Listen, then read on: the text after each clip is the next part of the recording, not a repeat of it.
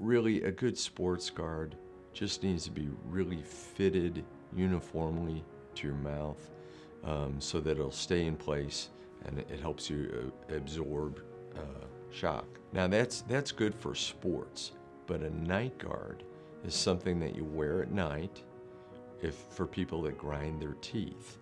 And that's different. You want that to be really hard, because everybody's strong enough that we can squeeze a pretty firm piece of rubber with our teeth. You don't want that, because your jaw is a hinge. So if you're squeezing, that force is rolling back and forth in the joint, and that can cause TMJ pain.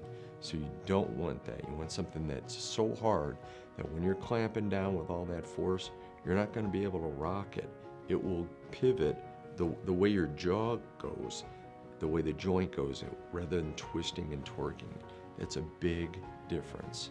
So a night guard has to be real hard, and because it's real hard, it doubles as a retainer. Your teeth can only fit in it one way. So if you're wearing it at night, your teeth can't move. The difference between the ones that you could buy at a store and the ones here is we take impressions of your mouth, and actually I don't cut corners. I send it to a lab, and the material that I insist on, it's done with heat and pressure. So it's a very, very dense material.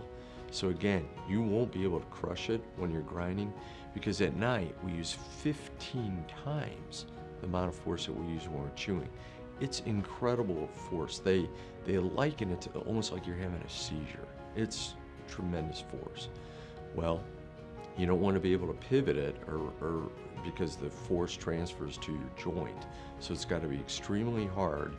And then also, when it's real dense, it's not very porous. So you can wear these for years, and they don't pick up an odor, which some of them can.